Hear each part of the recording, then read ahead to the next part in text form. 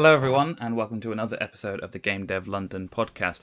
This one is going to be a bit of a special one. It's actually part of a two-parter. You may have seen the other one already, or you may be watching this one first. Either way, it's all going to be good fun. The reason these are special episodes is because we are about to run our Global Game Jam site this weekend. So if you haven't already, please go to gamedev.london/GGJ22 or the official Global Game Jam website where you can sign up and join us this weekend for a fun weekend full of talks, events, and maybe even a bit of game development.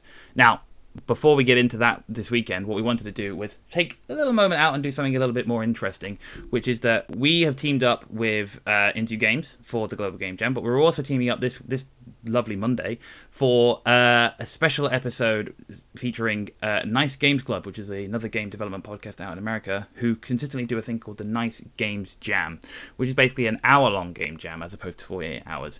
And I've roped in two of my friends to join me on trying to make a game in an hour, if you can believe it. So, first up, we've got the wonderful Oscar. How are you doing today, Oscar? I'm very well. I'm slightly terrified. I'm used to talking about games and designing things on the cuff. Doing it all in an hour and making it playable. I mean, I find it hard enough making a game playable when I've got months to do it. Yeah, the hour that's an aggressive deadline. I've heard it done, but we'll see if we do it. And to be fair, I think it might be slightly easier if we bring in a third person. So I'm with us today as well, coming from Into Games. We also have Katie Miller. How are you doing, Katie? Hey everyone. Yeah, I am good. I'm Katie. I work at Into Games. We're a sort of non-profits careers service for the UK games industry, but I'm also a games designer. And although I haven't been able to stretch that muscle in quite a long time, this is going to be kind of a trial by fire, I think. This is very throwing you in the deepest end of games design. Yeah. Really, we are going to absolutely stretch that games design muscle and see if for all of us. Yeah, I've got the bit of paper that proves it, but I don't know if that's that's nothing against this huge wall of. Whatever we do, we mustn't let me fall into my habits, which is improvised tabletop role playing, because I can do that easy. You want a playable game, and I can run it, no worries. But that's just an hour of D&D. Absolutely, yeah, it's an hour of D&D. So to help us today, we've got, collectively as a group, we've got dice, we've got cards, we've got paper, we've got Miro, we've got a whole bunch of things. But what we don't have yet is a theme. So what I'm going to do very quickly is I'm going to throw us over to the Nice Games Club, who are going to give us a theme, and then we're going to meet back here and see where we go from there. Hi, Game Dev London. We're Ellen, Stephen, and Mark, the hosts of Nice Games Club, a game development podcast from Minneapolis. From time to time, we do what we call a Nice Games Jam. It's a format where we're given a prompt, and then we have to try to come up with a complete game that our audience can play by the end of the episode. Adam contacted us because he thought it might be a good idea for Game Dev London, and we agreed. So we're here to provide your prompt. Ta-da! So, but before we do that, what makes a Nice Games Jam? That is a good question. it's nice. Yeah. That's implied. I mean, other than the constrained time period. Yeah, right. Which is important. Very constrained. You only have an hour is what we say every time we do this, and sometimes we go over, but who's counting? We say till the end of the episode. Right. Oh, yeah, good point. And that usually is about an hour. Uh-huh. Mm-hmm. And sometimes we do feel like when it's like 50 minutes in, we're like, okay, we try to wrap up a little bit. Yeah. But that's also part of it, is we try to get a complete game. Right. Yeah. And we have a pretty good track record. We do. But we always make sure we tell ourselves, part of the rules is that we can fail. Yeah, you're trying to get a complete game and you can fail. Uh-huh. And Yep. really try for that complete game. An hour is not a lot of time. I think that's the other thing, is you gotta really, like, you gotta maybe assign someone to be someone who's not just contributing to the game, but they also have to have some of their brain cells dedicated towards watching the clock. Right. Yeah. Ellen, you say that because for us, you're that person. Yeah. Yeah. Yeah, I don't know where it went, but I had this amazing thing called a time timer, and it had this big red circle that got smaller and smaller. Intimidating, and it was very good. Very functional, good. for sure. Very It's valuable. Good job. Really good for a nice game. Yeah. But you need something like that, because that time pressure is key. So, Stephen, during the course of the hour episode, Yes. we break it up a little bit to try to make things work. Well, right. We try to play test in the beginning thing because we're game devs and we like play testing things. That's not accurate sometimes. We know we should. But it's important to the process. playtest. So we try to make sure to playtest games. Yeah, you can't just write down rules for 59 minutes and say that this probably works. You got to make sure you got enough time to actually try it. And you know what's really fun about it is you get to iterate a few times, and that's nice. Yeah. Just because iteration is fun. But what that does is that, just like a game jam of any length, because game jams are not 2 years long, Yeah. It really brings the scope down. Yeah. It forces you, and that's what we found really valuable about it, is to just like, this is this simplest version of this idea that's going to be fun, or this is missing pieces, but we got to try to see if this part works. And it's a thrilling challenge, I think. Yeah. Exciting. Okay, so it's enough preamble. Right. Let's actually give them the prompt. Yeah. Okay. Ellen? Steven. Was I supposed to do? So what we've done is, instead of coming with a brand new prompt for you, because that is not our job, No. frankly, we've never done that, we went back to the very first prompt that we did when we first did our Nice Games Jam. And we've done a dozen of these, or over a dozen, and sometimes the rules are complicated, sometimes they're really simple, sometimes we ignore the prompt, or we find that after the hour is over, we have ignored it and didn't even realize it. Yeah, it evolves. that's And that happened. is all options for our players today as well. But the first one I thought was really good, and what's exciting about it is it gives us the opportunity to see what else can come from that one idea. Yeah. And so the prompt is a real-time card game. Like Egyptian. Yeah, something like that. Where I remember when we did it, we were like, how do we do this in a way that's not annoying like that game is? Yeah. But if you like that part of it, go for it. I remember playing that a lot, like in high school, and also with my sister. Yeah. And those are, you want to hit your friends and your sister. Yeah. It's true. I don't anymore, but in high school it was like you got. Does you not wanting to hit your siblings that go away after a while? It did for maybe she wants to hit me, but I don't want to hit her. I haven't lost that temptation, is what I'm trying to say. Yeah, maybe. Yeah. Well. So you'll find your own inspiration. And we're really excited to see where it ends up and what you develop. And we're going to find out soon, because you don't have a lot of time. So go for it. Good luck.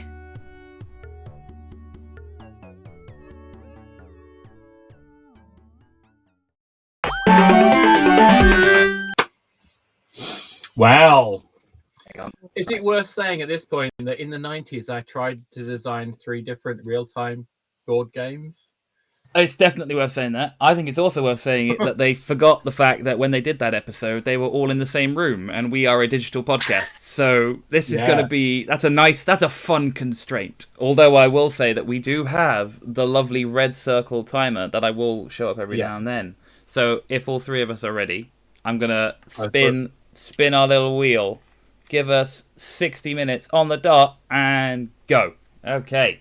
Right. Real-time card game.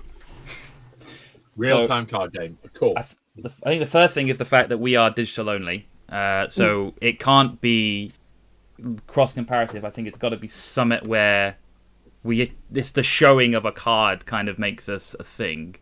Actually, have we all got deck of cards? No, but there must be some online deck of card simulator. Yeah, there will be deck on. I mean, that's assuming we want to use classic cards. That's true. That's very true. This is true. We could always find some other mechanism, whether it's even just like getting an Avery kind of like word template. I'm not entirely serious. I'm not going to print anything out in reality.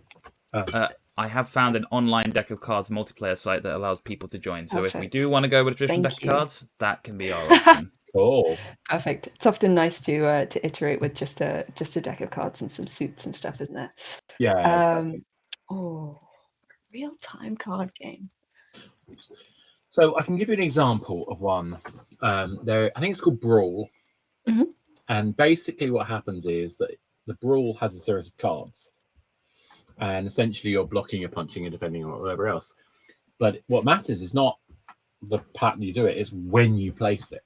Sure. Okay. And I can't remember exactly how it works. This is not the great thing. And I don't have a copy of it to hand, so I can't cheat completely. When you it's place, quite fun kind of thing. It's the timing that makes the tension. It's a bit like Snap in some ways. A bit like Snap. There's the game, and I can't. Is it called is it called Focus? Do you know the game where you have to give numbers in order, but you're like a group of people, so you all have to you have to say them in order, but only if two of you say the number at the same time, then you lose. So you're trying to judge other people out. So you're like 1, and then 2 people will say 2, and you've lost, and you go back to the beginning again. Yeah, that's a great one. And Fizzbuzz or Fizzbuzz Clang is a very Mm-mm. That's another one, a good chain one where 100%, you've just, because that's like it's almost like a reactions one, that where you have to just you need to know what the next thing is beforehand, and if you that's a good one. And the reason I like Fizzbuzz is because you've got to do maths, but it's not just straight maths. It's, is it a 3? Is it a 5? Or if you're doing Clang, it's I think 7 is the other one. I think it depends on how you want to set it up. But it's also multiples of and containing. So then you got to work out what's a Fizzbuzz. So obviously 15 is is an interesting one. Yeah. So stuff like that. I think it's quite fun. That is cool. What else? Do you like a good old timing mechanic? Something, yeah. And I can't not bring in Flux. I've never played it. Thinking. Well, definitely as a designer, it's the game you should play because it's not a great game. Oh, that's not fair. It's a fun thing to do. But it's more about thinking about game design. I think some game designers hate it. I like it. It's a bit of fun to do when you've got nothing else to play. But that's one aspect that's worth thinking about because every card changes the rules. So that's something that might be worth playing. I don't think we need to go that complicated, but simplifying is definitely 100% the way forward. I do like that idea of bluffing or psyching people out because that can be done in real time. In real time, but also like as a subtle, very subtle kind of. I think it's setting up a tension between placing a card and removing cards. I think would be the heart of that process. Sure. A system that I do like actually, which links to that, is I don't know if either of you have played the Game of Thrones board game. No. There's every sort of few rounds or something. This basically triggers a thing where there are these 3 tracks which represents an amount of power. We lost it. Can you hear me? Yeah. Cool. You just dropped that. Sorry about that. They represent an amount of power. You basically over the course of the game up to that point you're building up like currency, and so say that you have like 20-30 currency or whatever, and everyone else has got like 4 and they know it, right? So when you go into this section you bid for a position on the track, so to get if you bid the most you win the highest position, and then if you are number 1 you get like a special power. And what you can do is if you've got like 30 coins, everyone just goes, oh, you're gonna win, so they'll bet like nothing, so you bet 1 and then you win and haven't spent any money. And that whole psych out, like, look how much I've got, am I going to use all it? Will I guarantee the victory by playing a lot, or will I try and fake you out? I really like that mechanic just from that thing. Yeah, it's really nice. It's similar to the Spartacus board game as well, like that very much like putting hands in the middle and turning them over, or turning your card and really psyching people out that way. I like that. That's a kind of power maneuver. Well, very nice. Is a similar kind of thing, isn't it? Because you're saying I'm going to put down three aces. I haven't got 3 aces. Another good one. I've got a 4, a 7, and a 2. And yeah, that's nice. Yeah, I like that a lot. Okay, cool. But, I mean, like I said, there's a whole bunch of ways of doing it. I'm wondering if, because we could just follow a normal card game model, and I'm wondering if we can find some way of chucking in, whether it's a narrative or whether it's a storytelling process, or whether so one of the sort of games I have got a lot of fun with is when James Wallace did Baron Munchausen. Okay. You basically, the idea of Baron Munchausen is you tell a ridiculously tall tale, and then basically the idea is that as you tell the tale, somebody else then has to take the tale on. Okay, That's cool. But Baron, I'm afraid you're misremembering that in fact blah blah blah blah blah. And I'm wondering if we might be able to, because we could just do a card mechanic, right, classic deck stuff, but if we can make the cards mean something, maybe we can make it feel a little bit more engaging. But it's having a simple enough premise that's the question.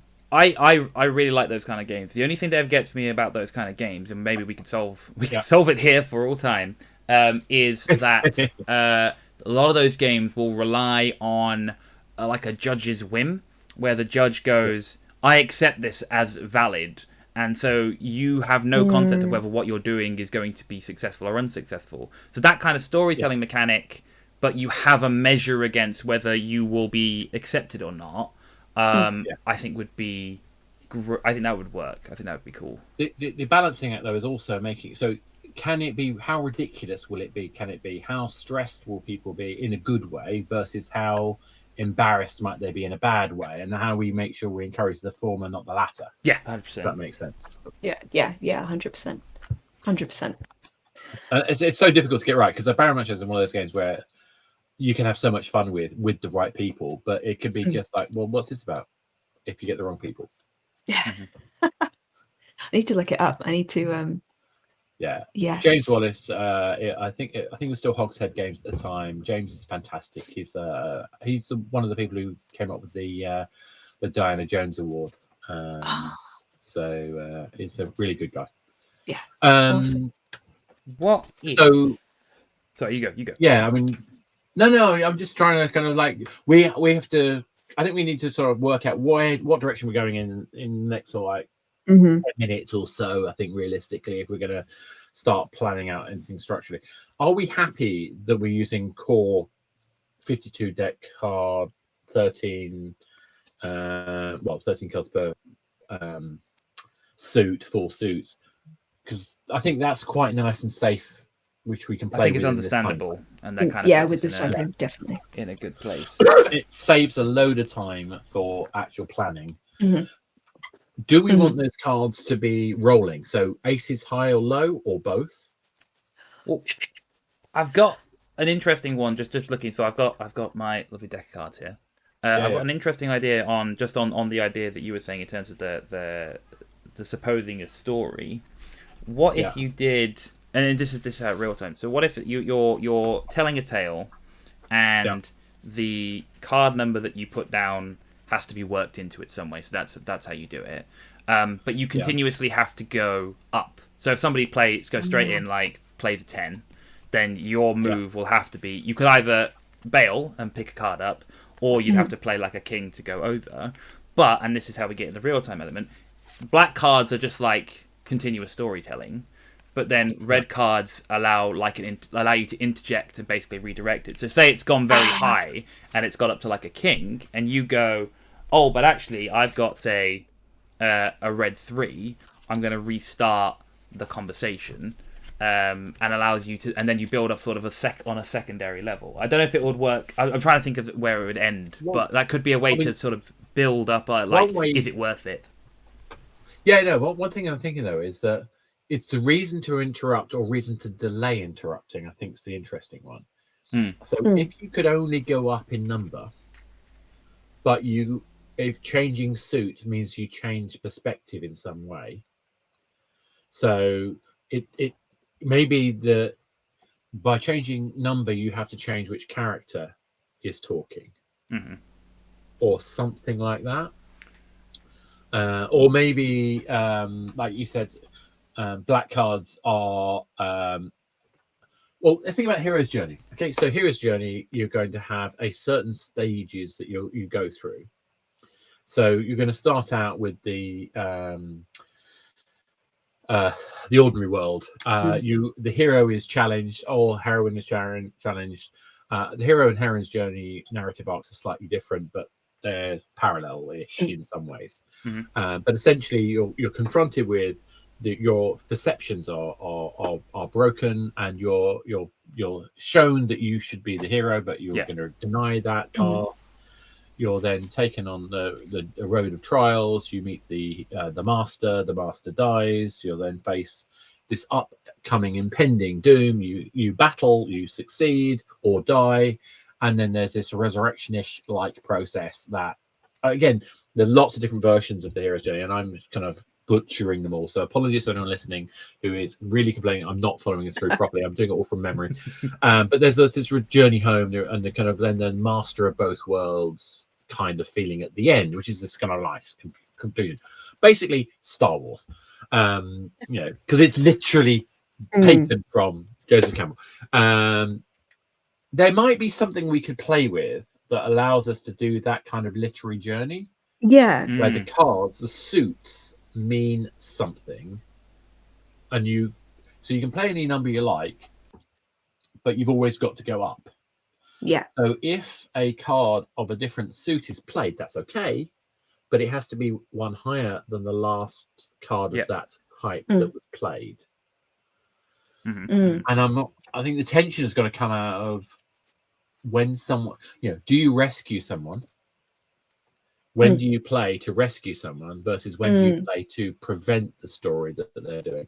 Are we talking collaborative or competitive in any way? Oh, I don't know. What? So, just to add on to that. Well, what if we do it that way, right? So obviously, let's say there's three of us, right? So we each take a deck, but we each represent a character. We define at the beginning a character that we are, and an end goal for all three characters, like to become the ruler of the land.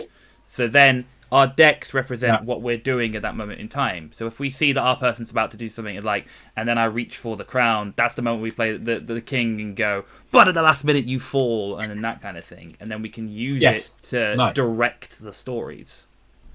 So how about I chuck in something else at you? So I back in the days of dial-up modems, I was at BT and I got my team to learn Bridge. Good old Bridge. Bridge has a fantastic bidding system. Now, I don't think we should try and replicate it all because it's complicated. It is a language, but there's something in the idea. If I look at the cards I've got, and for all of the royal cards, basically, I will point them up. I'll score them up in my mind, and then I will communicate to my partner, the person opposite me, how many I've got of what suit by giving a bid. Like 2 of clubs means something. 7 of not 7 of diamonds because that was ridiculous. So 3 of diamonds might be something else. Generally, it means I'm really strong with diamonds. Are you? And then you respond, say what it is. I think there might be something we could do that's really simple that uses this feeling that I can communicate during play what my card's strengths are and create kind of effectively my win condition out of that. Does that make sense? Yeah, so that each person or each character has their own sort of win condition, right? Yes, that's what I'm kind of wondering. So let's say we have a deck of cards. That means there's up to 4. Say there's 4 people playing it. We've got 13 cards each. Let's say, as we play, we'll know how many how many of each suit we've got, and we'll know how many royal cards we've got. Can we use essentially whist-like model gameplay or something else that allows us to play? I mean, actually, let's forget the whist gameplay. Just the increasing number is good. If I've got a good run of run of different cards, say 4, 5, 6, 7, 8 of a particular suit, then it might be worth my while bidding on doing owning the conversation about that suit. But if I've got the ace or the king, I could screw with people who might have that conversation going, if that makes sense. Not sure where I'm going with it. I like it. I think what could be interesting in that, and I quite like from that, and this is where I would take it from there, is that say we represented character, whatever. So you dealt a number of cards. So I'm just going to deal myself a hand of 7 for the sake of being. If we say it's a 3-player game, I'm going to go get a deck of cards. I've got one here somewhere. And obviously I don't draw the other suit that I needed. There we go. How about my Penn and Teller cards? They're not at all tricky. But let's say that in this game we decided that clubs, hearts, and diamonds represented totally ordinary deck. Clubs, hearts, and diamonds represented the story, for example. But then spades represented in that round are currency or something to that effect. So when we dealt a hand of 13 or whatever it may be, we're in a situation where we're like, okay, we know the kind of story we can weave based on, for example, if I do this one, I've got a king of hearts, king of clubs, and an ace of hearts. So hearts and clubs, I'll be able to do a lot of power in. If that's my particular, we set win conditions for winning a certain thing or stopping it from happening, I could bid with my highest spade to go, this round I'm gonna, on when we do the hearts round, that's my round or something along those lines. And we use that to basically define sort of purchasing rights for a thread of the story to be able to say it in one way or another. Yeah, I like that. I like that. So the question is, are we bidding at the beginning of the game, or are we able to change our bid as we go along? Is it per round that we're bidding, or is it per... Because I'm thinking, if you say, right, I'm going to bid Queen of Hearts. Okay. So so I've obviously got Queen of Hearts. Well, maybe there's a reason why I might allow somebody else. But anyway, let's say I've got Queen of Hearts. I bid Queen of Hearts. That means if I place down Queen of Hearts, I win. Right. But that means that the story has to be able to unlock the Queen, because the Queen can't be placed until the Jack has been placed, until the 10 has been placed, until the 9, 8, etc., etc. That makes sense? Well, I think, but I think that's one of the things. So I think the two things on that is, one is we're tilting it a little bit towards turns as opposed to real-time card That's games. true. That's true. That's true. I think keeping it on a interjection level, I think that keeps us in the real time. So there has to be a value of doing it across. So I don't think we have to be linear. I think we could go like, if you played a 2 of spades, the other person could play a 4 of clubs or a 9 of hearts or anything that's higher and sort of jump ahead. But then to balance that, I think I'm trying to think if because I think the easiest way to do it is to sort of count is whoever win, you get the pile of cards, and then if you have the most pile of cards, well, there's a couple of different ways of victory conditions, whether you have whoever has the most cards at the end, or whoever has the most of something at the end wins. I'm trying to think what's going to make the most sense.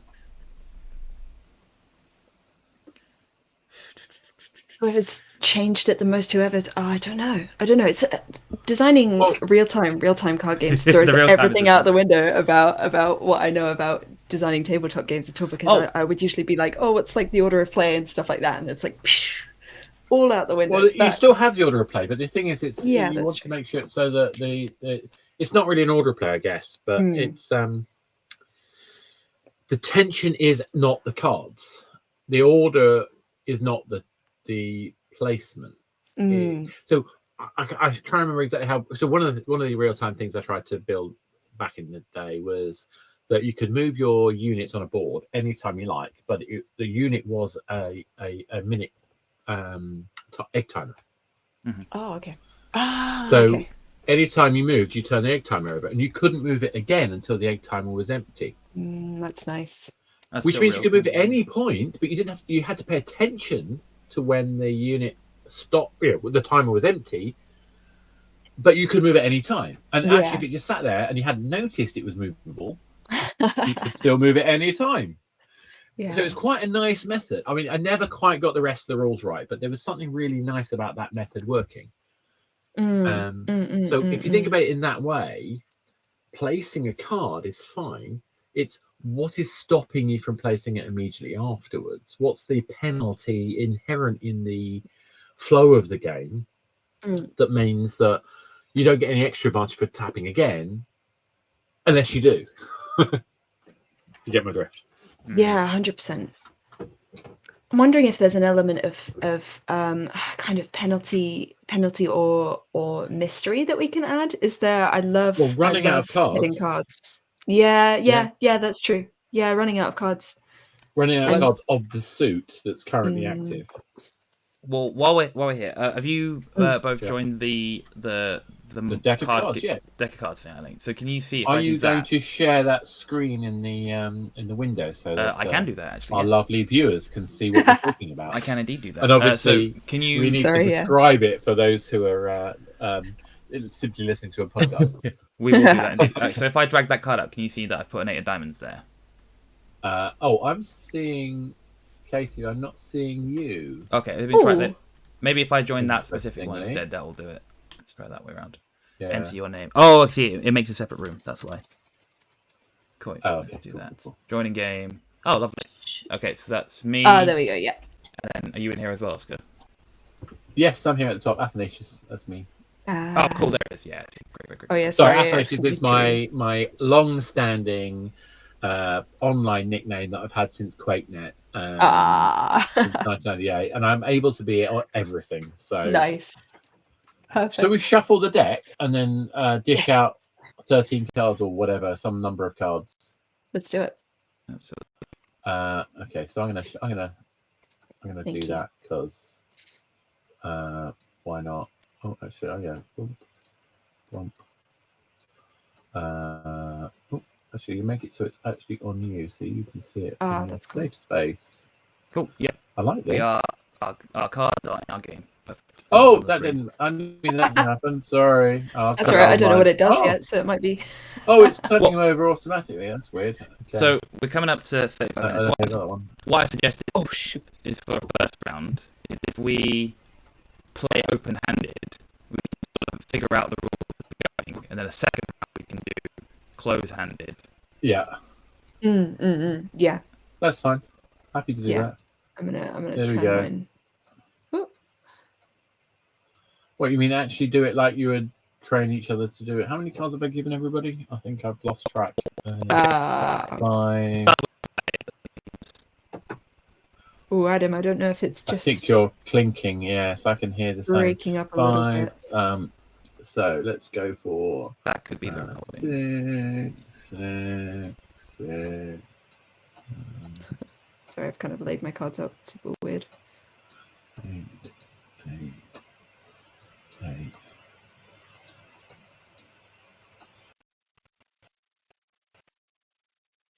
How about now? Does that sound okay? Yeah. I just think Ooh, I've got 13 Joker. feels right. I don't know why. Maybe that's a wild card of sorts. That's interesting. Is that- Yeah, I think that's allowed. right. Why not? That's going to allowed. How do I sound? Sound all right? Right, so Yeah, You yeah. sound It was much just doing better. it. Yeah, just sort of intermittently, but you sound alright. it's all those classic internet Yeah. not working type sounds. Okay, 1, 2, 3, I just gotta try it. I have 12. 4, 7, 8, 9, Yeah. 10, 12,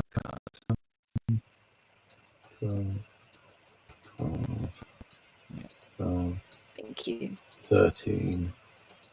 Please tell me if you've got 13 cards. For some reason, I'm finding it harder Yes. than the reality would be otherwise. So I think I'm doing rather well here. If we're going for like top card and card turn order, I could go for Pretty King good. of Diamonds or King of thing, or even Ace of Diamonds. If Ace is not the first one, if it was rolling, I don't know. I like aces being high inherently. I think that feels nice. Yeah. But I like the idea that the ace can steal the plot. Yeah. Yes. If the power of the ace is that you can use it at any time to reset, and I think that's quite. Even what if an ace can reset any conversation? Yeah, because then the cards are gone. Well, But what's Yeah. a good, yeah, I mean, Ultimate what's a good wild card. victory condition? I think that's it. I think how do we measure who won? I think that's probably a good starting point. Let's set that first. I think that we bid at some level, whether it's as we go along. We set which card we're going to place to win, and other people can outbid that card. But then why would you bluff? Okay. Then we Do you just see what I play mean? I'm thinking about bluffing. Yeah, why would you? Well, if you've got to always start with an ace or a 2, or maybe you've always got to start with an ace. if you define the winning card, then people will just play over it, and then it's hard to win with what Yeah. you said you were going to win with. But if you can update it later, if somebody maybe not. It's possible. Let's see. Not sure it works. So I think, what if, so, Yeah, that doesn't quite work either. The other one I think is that you define each of us define a suit. We play as a suit, so even though we're playing lots of different things, to get up to a point, we're trying to win the last card as our suit. And if it is, even if somebody else played it because they had nothing left, we win that. So then maybe we can use cards in the game to force people to play other suits to try and force them to be left only with our suit. Yeah, and the key thing is what I think we've got to work out is we still haven't worked out what it is the key reason why we can place the card at any time. I think if we're telling a story and we're interrupting it, that kind of gives us a reason. But why would we not play a card to interrupt somebody? What if it's something like you've got to not, if you stop talking, or I don't know, I'm trying to think. There's something quite fun about the having to keep talking on a particular subject. And then either you've got to play a card or someone else does. Is there... Yeah. Oh, sorry. I'm so sorry. No, okay. But if you've got to play the cards in order, then you've either got to play a new conversation thread, which is where the aces start becoming powerful, I guess. Or you return to a thread. Yeah, I like that. I've got this. I haven't fleshed it out yet, but such is the nature of ideas during game jams. Is that each suit represents a different story, right, or a different topic of conversation. So I don't know if there's a way to introduce some kind of time element. Like, is there a way that we can start a timer when somebody starts talking about that specific suit of conversation, and the win condition is the person who spent the most time talking about that topic is the winner, and then that would give incentive for people to trade. I think it would give incentive for people to put down. What if you've got to keep talking without hesitation, repetition, deviation? Even better than that is there's something built into our idea which does this for us, which is the fact that the odds are you will have to use it. And so at the point at which you have to, so for example, if I went, three men walking down to the road, and I was one of them, and then we ran into four lovely ladies who decided to suggest that we should all go to the cinema together. I now have to make a choice of flying up and using my jack, which could be really powerful, or risking it and changing the conversation and go, while this was happening, another person, blah, blah, down the road. But then maybe at the point at which I switch, this is when it gives somebody an opening to then overtake the conversation. Well, even now, I think where you've got your three, I might insert. I know you were wrong. It wasn't for ladies you met. It was for elephants, and they were getting in the way of they escaped from the zoo, and we had to avoid 5 of the zookeepers who tried to chase them down and capture them, and they run out. And you see what I mean? What? I actually really like the idea of if at the point at which I change suit, you can interrupt, but if you match a card that I have, you can also redirect what's being said. I like that. I like that. Yeah. And also the way that you've done it there, this kind of online way, so I have to play the 1-2, and then you jump in and switch it. That I quite like. Yeah. And also, depends how you feel about this. The deck could be a good way of line it up to the deck the suit that you want at the end to be the case with it that way, because you're going, this is the point where I jump in because I've got low diamonds, but high spade, for example. You want to get it off spades now, so that at the end you can come in with your ace spade and win, and then it would be the most. Would it then be the most cards? Or I guess it would then be that you've won because you played yours last, I guess. It might be that you've won that hand because you've got to the end. Basically, if it's a counting game essentially, and you're going 2, 3, 4, 5, 6, 7, etc., and then anyone can interrupt at 5 or 6 or whatever, but they've got to keep going until they get to the king or the ace. Actually, yeah, they've got to. What about points? You got to keep going. So if you were spades, I started on spades. You're like, this is going away real quick, so I'm going to change it because I know I'm going to win in the end, but I'm going to keep the conversation around the circles.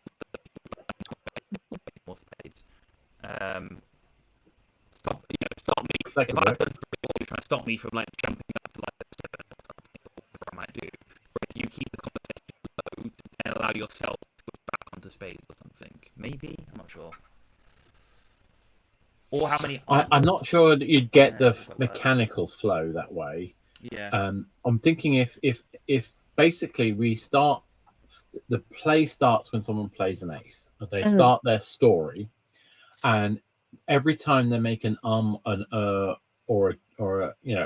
any kind of like interruption in the flow, they have to play a card. Or at any point, someone can play a card of the same number to change that conversation. Oh. I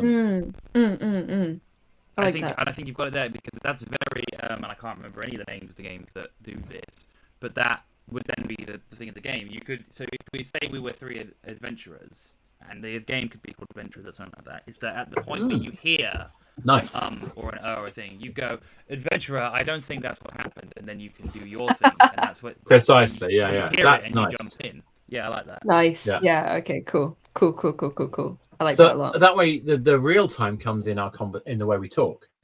Sure. And the umming and ahhing is something that if no one notices the umming and ahhing, you get away with it. Yeah. But at any point anyone ums and ahs, you can intercept. See, I was skeptical because I didn't know if hesitation counted as turn ending. So I was like, yeah. Is that, no, it's fine. We'll just ignore that. That's good. Okay, cool. Shall we have a go? Yeah. How are we doing for time? The switch across. So when you so we have got just over 25 minutes to go. Okay. Cool. Blimey, not long. So if we said, so at the point in which it's somebody unearthed, you have to play the same card to interrupt, or can you play any card higher? I think you can play any card higher. If you play a card of the same, if you play a card of the same number but a different suit, well, no. I think you just Good play question. a higher card. Good question. I think you just play a high card. And if you jump, you have to play the lowest card you've got. If you jump, then there should be a penalty, or you should be able to be called out if you place the wrong card or something. I don't know. Yeah, like Uno or something. I think the problem with that is obviously that there's three of us with 3 decks. There's no guarantee that there's another that we're gonna have, that somebody has the right card. That's so fair. I don't think we have to. Well, I was assuming. Oh, for some reason my cards seem to jump. Yeah, mine is jumping around a little bit as well. What I was had in my head is that you would maybe we could play with the cards open. Yeah, no, I think the cards are up. If Mm. the cards are up and you have to play them with your card. You effect cards face up. You can play any card, and it has to be one higher. If anyone can play any card that's higher, but they have to play the lowest card that they've got that's higher. Okay, so it has to step up. Like, so what's the win? So it might miss some. It might miss some gaps. Well, the win condition is the person who places the that's a good question, because do we just is the game then actually, because that changes it? Is the game then just being the most kind of for want of a better word, most eloquent at that point? Is just you win a point for having been the most eloquent. Well, like you could actually make round.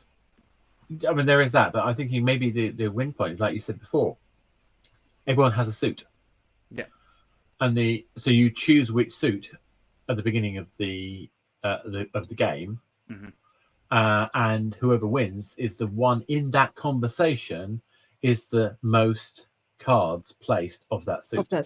Yeah. Would we, I really like that. If you can interrupt, just be ourselves, just our suit. Then we don't have any other decks. So I think we have one deck, and you dish out 13 cards each. Oh, sorry. And do we just have our own suit then? Because then No. Well, that's possible. Oh no, it wouldn't work because it's not really a card game. Then going back to the theme, because that's just us speaking. Yeah. Okay. Yeah. So I think we have random cards, and we pick which suit we're going to have, but we're going to give cards to other people essentially. But I like your adventurer thing. Maybe hearts are clerics,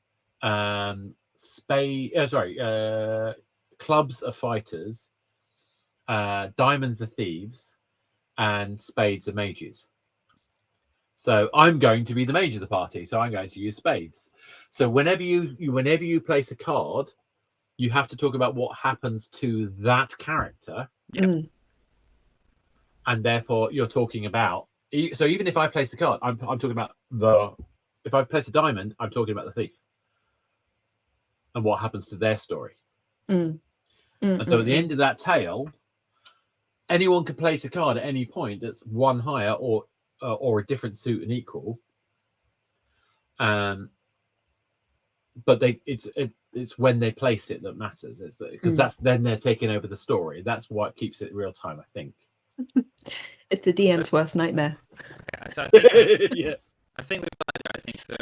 If for each suit we're playing through, it's the same or the same suit or one higher. Sorry, one higher for the same suit, or that works. Okay. And I think so Jokers you can play at any time. I think we allow Jokers. And Jokers can be played at That's any worried. time. Yeah. Jokers are a takeover. Yeah, that's fine. Yeah. Okay. And whoever placed the Joker gets to keep that point. I don't know. How do you keep track of it? I don't know, but that's another subject. Well, if we go. Let's run it through.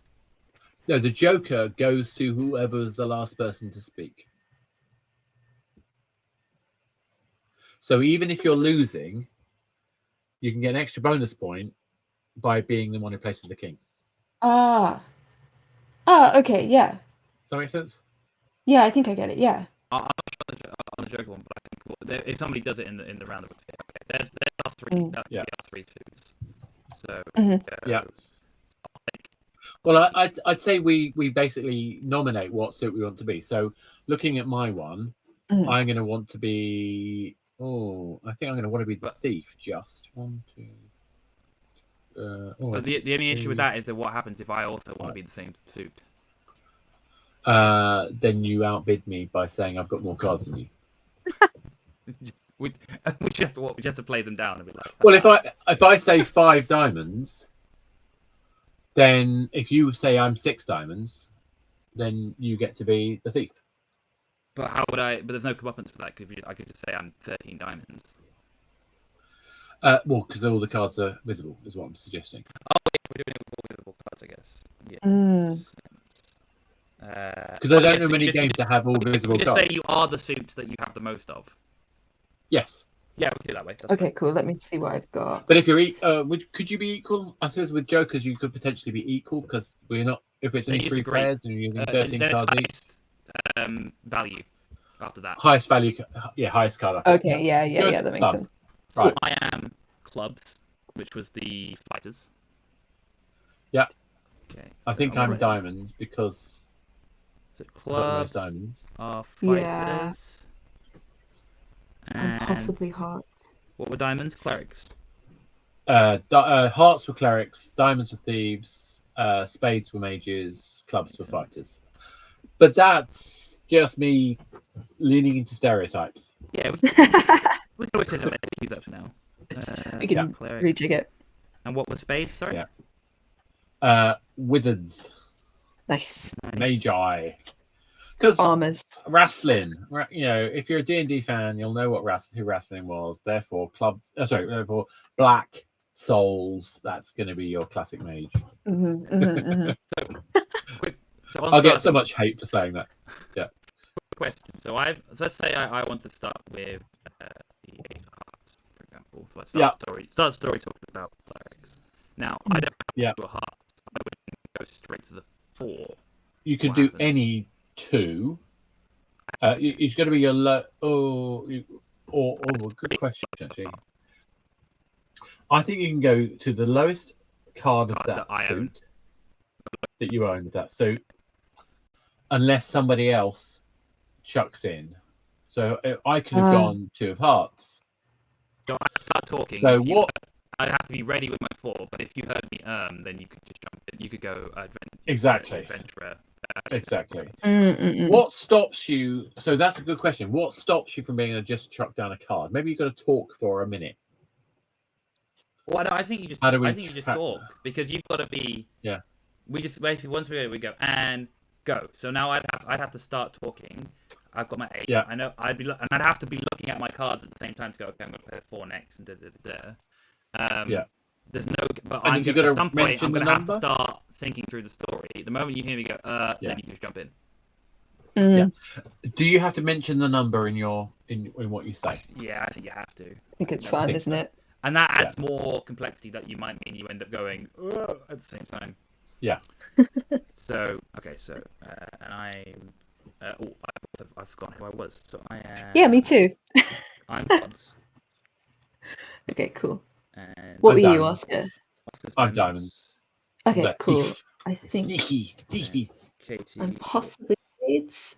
It looks like I'm going to be spades. That looks pretty spady to me. That does look pretty spady to me. I think. 2, 3, 4, 4, 5. Yeah. That's pretty spady. Yeah, it's pretty spady. And you got a Joker, so that can count. Yeah. So, let's give this a whirl. Okay. My story begins, fair adventurers, when one cleric stood amongst his friends and decided that the 4 winds that we all know to be true, that have guided us on all of our adventures, actually turned out to be 7 winds. 7 winds that blow, maybe not repetition. So maybe repetition was also included. Yeah. So, but no, I'm afraid you were wrong. It wasn't 4 winds.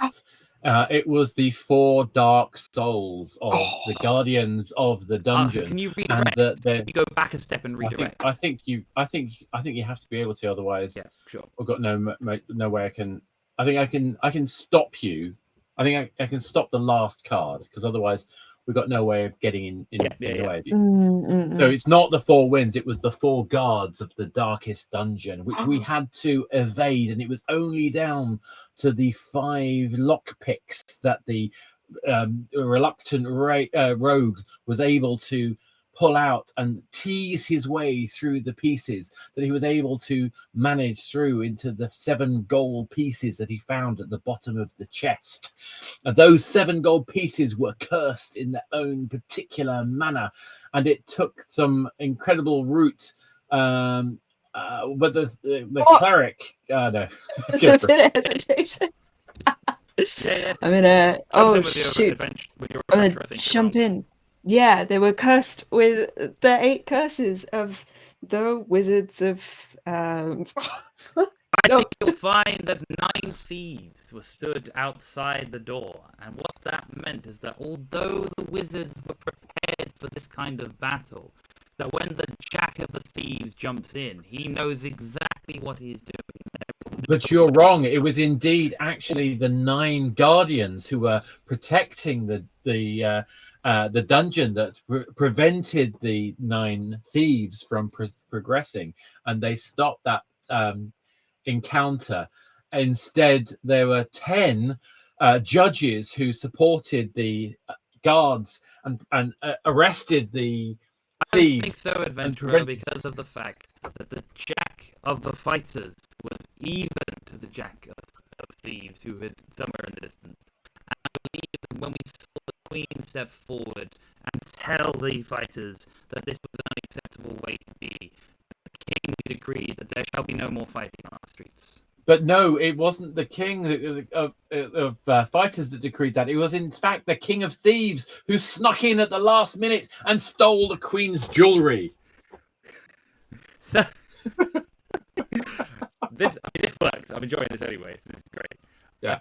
There's something here. I'm not sure we're quite there in terms of the mechanics, but I think there's something in the principle. So a game and more so a storytelling tool? Who knows? Oh, for sure. Who knows? Couple questions on that one. So 2 things that happened there that was of interest. So my Jack of Diamonds was my highest diamond. So I played that. Yeah. Was that... Should we have ended there because I was talking and I got my last thing and concluded the story? I think you should have been able to say, and the story ends. And now, you have to say before without pausing, deviating, or anything going, and that is the end of my tale. Okay, that's cool. And the end of my tale is when the Jack did that. I think you say the end of my tale at the beginning of it. Otherwise, okay. So as you go into the card, And because the other way you could keep going, yeah, that's fine. So I think there's some And- functional bits we need to think about, like the interrupting and the returning you. Mm. So the Yeah. 4 breaking. If you've said something and I brought in a 4, I think we need to make something more mechanically strong about that. I don't know what it is exactly, but Yeah, and the other one so at the end there, what did you interrupt me on? When you placed the king, I placed the king of diamonds. But what was the pause, deviation, or repetition that I did? That's a good question. Yeah, I Good did think. question. Kind of went. Yeah, do you know what? I think I just went because it was fun. King. Because I want to do it. That's fair. That's fair. I think. No, but actually, there's an interesting question. It's like, I think maybe we can call you out and force you to place a card if you But I don't know what are the reasons. Because it feels like if you don't I wonder. it's not as energetic. I wonder if what we did. This is where because I think it's. Yeah, I think maybe we need a different kind of interjection method because while I think it does it's definitely a good one in general and it works for a bunch of games. I think the problem is because you're in your flow. No, we should either you have to buzz and go repetition, Sure. or we have to define because there's 3 of us. The other deck, that's not, the other suit is our almost interruption tokens, and we can use think the person is about to win. Because obviously, you didn't know when I played my Jack of Diamonds that would have been me winning.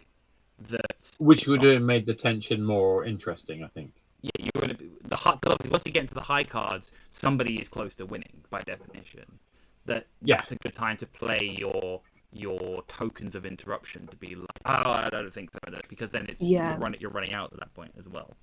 Yeah, I was almost thinking, what is our designated card? Like, is it do we say that like the Joker is, or like an ace or something? But I do like just the fact that we just come in with those other suits. The issue there is that we're using up cards that are getting higher and higher and higher. The ones that are lower no longer have any value.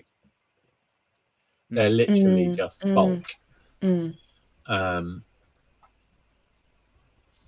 I like the idea that you could play your lowest card to reset as just a straight interruption. But I also wonder if we've actually hit on the problem with doing which is it's actually gets in the way of enjoying it. But then if we go the other way, we end up with not having a chance to talk. Does that make sense? Yeah, definitely. I'm gonna shuffle and redistribute the deck, and then look at what we've got. Yeah. Have a think about it. Did we decide on a win condition? Did I just blank out for that? Well, we did talk about that when you finished the tail, you'd count up how many cards of your suit. Therefore, that's the person who wins. Perfect. Yeah. Thank you. Which means that even though you are the person to lay the last card, doesn't necessarily mean you won. Yeah, 100%. Which is actually quite like that. Okay, I like that. Because that is a sort of collaborative element to that, or a kind of anti-collaborative. I think having it as a adventurer's tales, I think that makes a lot of sense. Yeah. I like it. But the idea of having a card game where all the cards are up, that really appeals, actually. Yeah, are there any other? I've never seen anything else that no that does that face-up cards. I like the challenge of that. All knowledge known. Yeah.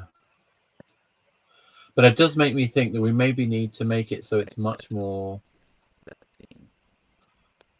You've got to pay more attention to the card that the number that's current in some way. And also, you want people to miss I think this is why it's important to have people missing the number opportunity. Because if they're too late to call their number, that's tough. But how do you stop it when somebody else, if the current speaker moves on too fast? then they've lost the chance, even though they wouldn't have otherwise. So I think that's that for me. That's why I would use interrupt tokens outside of the pausing, repetition, deviation, just as an ability to just forcefully interrupt the situation. So So what you could do is, you can't do it with open cards. Anything would be to bid on what suit is.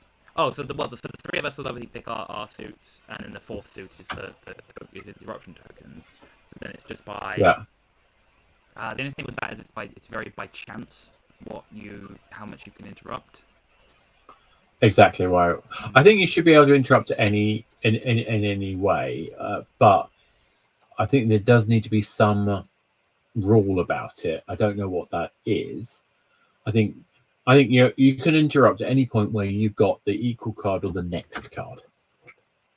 I don't think you need any excuse. But the player maybe what stops the player from playing the next card along? Their next card along, even if they haven't got the next available card. Not sure we're quite there yet. God, it's almost like designing things in an hour is really tough. Yeah, anyone think that? Sure. Because if we have like more than 13 cards, it gets very messy to know what's going on. If you had extra cards that were not being used, then you can no longer have 4 people playing it. So I like the idea of having 3 people playing it. I quite like the idea of a 3-person game. We could make it 4, but I quite like the idea of 3. At the moment, the rules would work with 4 people, 3 people, 2 people, 1 person. If you get 13 cards and you only use those 13 cards. What if instead of it being cards, so these 3 face down, what if we just call them tokens? Which at the minute we'll use face down cards as non-specific. So you have a number of interruption points. So you can say, which limits the number of times you can interrupt. I like that. Yeah, that's good. So we have 3 tokens. 3 each. Perfect. That can interrupt at any point. Okay. Nice. And then you as a speaker can't place a card, presumably then, and you can't place your next card unless you place an interruption token. Well, so you as a speaker can continue until somebody interrupts you. And then you have to wait, and then you can interrupt them. So you could have 2 people get in a bickering match, but what you're doing is giving the other person the opportunity to then interrupt both of you, and now you can't in theory do anything. So you're trying to decide. And if they interrupt, So, but when would I place my next card? Presumably, I want to place my next. Because, so for example, because you're trying to. So let's say I was diamond, right? I've got the 10 and the 7 here, for example, and the jack. Yeah. I'm trying to, because of the victory condition, I'm trying to force as many diamonds into the pack as possible. So I see my opportunity when you hit a 6 to interrupt, and then in my run goes 7, 10, jack. Right. Okay. So you, as the speaker, can place any card of the current suit. From lowest to highest. Yeah. But you can't place other cards into the deck. But then why would you want to? Yeah, you're just placing so you can interrupt with your interrupt token. Yeah, that's it. So basically, anyone can use an interrupt token. At any point, if you're the current speaker, you want to get your cards down, but you've got to name them as you place them. Yeah. So that's what's stopping you from just dropping everything, because you've got to be able to say the 7 things, the 8 things, the 9 things, the jack things. Yeah. You've got to mention the card number or name in some way, and that gives you the kind of thinking process delay, which hopefully keeps the game feeling like it's alive. Yes. I like that. Yeah. I think we're there. Are we getting rid of just to be clear, we're getting rid of the whole hesitation thing altogether? Yeah, perfect. Yeah. Nice. I like it. Yeah, because then it's much cleaner. The interruption is the use of the token. In this current example, we're going to use cards, but you could use actual tokens potentially for that. So you could have 4-player. It could be a 4-player game. Mhm. That's all good. Nice. Nice. I'm Who's gonna, who? so I am based on this. I would be. Oh, I I'd just be thought jokers count as the same suit as the cards either side of them. So basically, if a joker is in the middle Yeah. of 2 diamonds, it counts the diamond. If it's got a diamond and a club, it doesn't count. Okay, so you have to Oh, so it cancels put it that. It in. cancels Yeah, out. okay. Right, okay. Yeah. So it wouldn't count as a diamond and a club. It would count as nothing. It was counted as nothing. Cool. Yeah. Okay, I I'm think. up for that. So this time, I currently am diamond, unless anyone else thought they were also diamonds. I think I am. Oh, do you know what? I was going to go for diamonds. I've 4 diamonds. So I've also got 4 diamonds, and I've got king. I've got a. Oh, you got the ace ace. low, isn't it? So you probably you beat me on that one. Yeah, That's I fine. think I just beat you. I have a really rubbish deck for this particular game, but we shall see. Yeah. See how it goes down. So I would then be. Actually, do you know what? I'm happy to go for clubs because my highest club happens to be the 9. Well, my So Yeah. I'd be aiming I was to about to end switch. the game. Oh, if you're going to switch to clubs and you want to stick to that, that's fine. Yeah.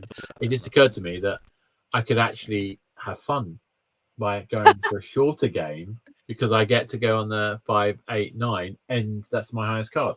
Yes. So there's That could've actually been a good move. tactics in choosing that. Yeah, because Okay, cool. So you're. That's fine. Oscar is. I think we're discovering some strategic play. Wow. I think what you do is you count your number of cards of your suit each round. It's still a real-time play game, but you play it multiple times, and then you count up at the end of the evening how many people got of each one of each story. Okay, Yes, yeah, you tally up your. based on that. Yes. Yeah. Cool, that's fine. Okay, so who's going first? How do we decide who goes first? Did we get that last time? Last time I just went. Quick problem. I'm just. What is the reason for me to place cards that are not of my suit? Yeah, we've kind of negated that, haven't we? Maybe we do totals of cards. So if you had, so it's the height, so maybe having some high, getting the low cards out, not of your suit, so that when you play your diamonds, they're all at the top end, and then you can total up so you're on 30 or whatever, as opposed to 10 in clubs. You won't have much choice over what diamonds you have. That's very My true. feeling is that maybe we place them in our own tracks and how many of our own cards we get out. Or maybe we double the cards of our suit or something like that. It doesn't feel right because we want the contribution of. No, that's wrong. Forget me. It's tricky. Nonsense. It's tricky. Tricky. Yeah, now we've just got lots of cards that are sitting there. You try to get that's an hour, by the way. Oh. We're very close. Right. So we'll finish the last Very close. Just Yeah. to tidy this up. Well, let's sum up where we are, and then Yeah. let's sum up the rules. Make sure we've got them all kind of consolidated. But I think we've got a couple of questionnaires we haven't worked out yet, and we may resolve them as we do this sum up. Okay. He says, hopefully. As we do our last iteration playtest. Yes, Well, exactly. Hopefully it will just fall into place. So are we Perfect calling game, ready to ship. Are we calling this Adventurer, please? Yes. Why not? Adventurer, please. Adventurer, please. That is incorrect. Adventure, please. Yes. Adventurer, please. So you have your Adventurer, please token. Yeah. So you have 3 tokens. I like that. Yeah. To interrupt. And you get 13 cards. Oh, I've got it.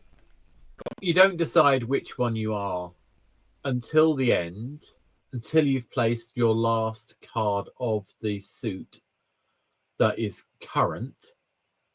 That way, all the cards are useful. When you place the last card of your suit, you are then the thief, the fighter, whatever else. So you don't have to declare it at the beginning. Perfect. That way, it's just the fact that you finished your last card that ends that conversation. But you spot as it's building. If there's a lot of spades, you go now. Yeah. I need to finish on spades to win, and you can steer it Yeah. in that direction. Yep. Right, I think I get it. Because Cool. that also means it doesn't matter if I Cool. had diamonds and you had diamonds. We'd be playing each other Yes. off, and then And whoever plays their highest diamond. So actually having the king of diamonds is a disaster because I've got to wait till the end before I can play my. Oh yeah, because I could interrupt. Diamond I could card. get there and interrupt you. Yeah. Yeah. And do something, and then move and I like that. somewhere else. Yeah, that's a great idea. Yeah. Yeah. Perfect. Well Yeah. solved. 30 cards. I mean, that was in the hour, right? We just. That was just about it's the hour. fine. Clearly. Nobody heard a beeping noise. It's all good. You start. The person who starts just rotates round. So it was me last time. So Yeah. that's fine. Rotates. You play a suit sequentially of what you have.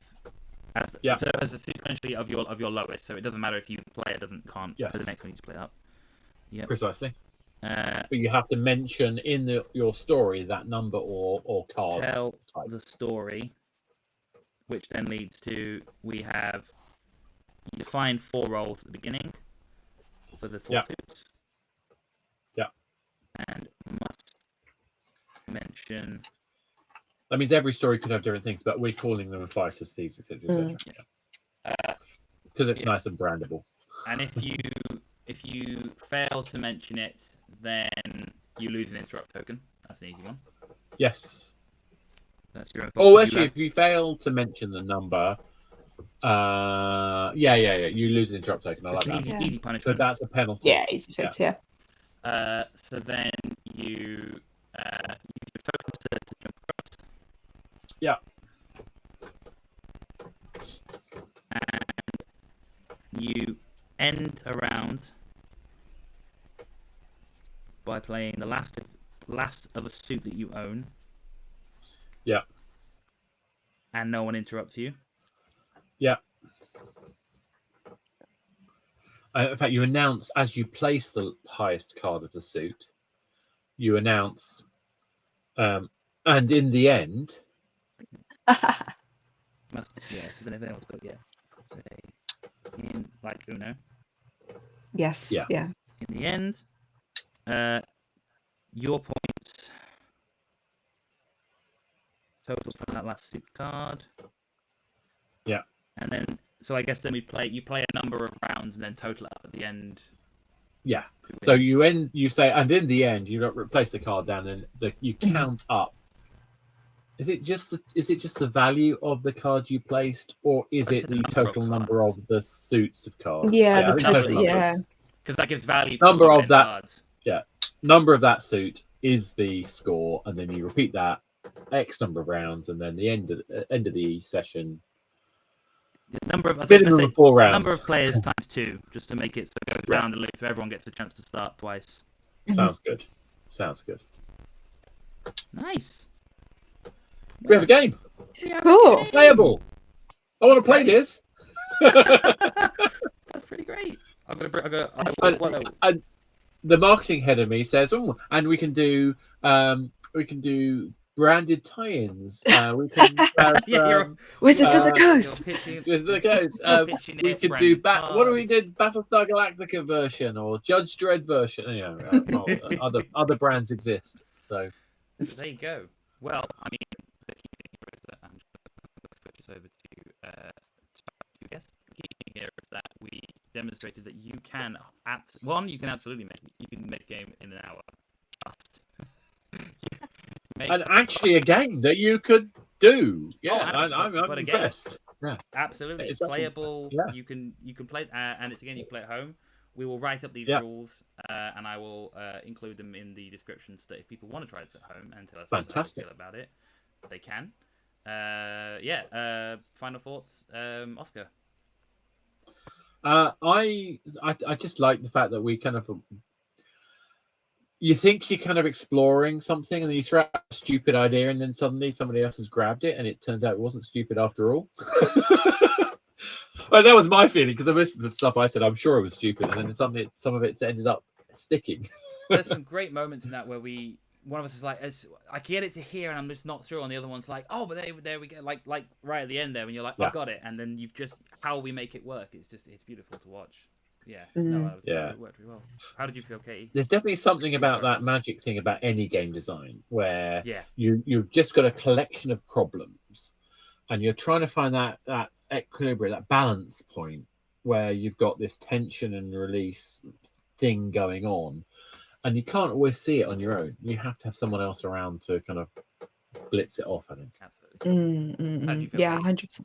Yeah. Oh my God, there's a lot to be said for quick iteration and failing fast when you've only got an hour, and that's like, if you want something to turn the brain on, that's gonna be it. But yeah, especially when I just said something like, "Oh, I haven't kind of figured out this thought yet, but here's something that's floating around in the brain," and you Here's a two bit were of like, half a "Oh thought. yeah, we'll just take that," and before any of the mechanics had run away quicker than I could keep up. But I think we've got something, and it's nice to write the rules down at the end. So I'm like, oh yeah, that's cool. Yeah, absolutely. Yeah. Um, I mean, I that's wonder great. if we were to write them individually down, whether we'd have the same game. But I think Not sure. so. It's a game in I think itself. so. I'll send it Yeah. to double check.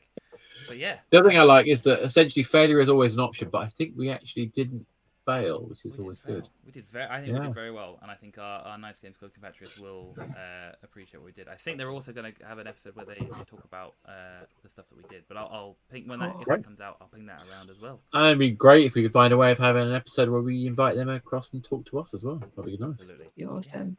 Challenge Thank you, Nice Games Club. Thank you, Nice Games Club. Thank you, Nice Game Club. on that, yeah, all that leaves me to do is to bring to a conclusion this episode of the Game Dev London podcast. The rules will be in the description, so if you want to have a go at Adventurer, please, then you too can give a go at our card game. All you need is a standard deck of cards and some willing subjects to play it with. And in the end, that was us. And in the end, that was so I have been Adam. We've got Oscar. Oscar, where can people find you? I am the ridiculous Twitter handle of Athanasius, which is ATHANAETUS. Oh, something like that. Anyway, you can just Google me, Oscar Clark Games, or probably Hat somewhere in the way. I'm sure you can find me.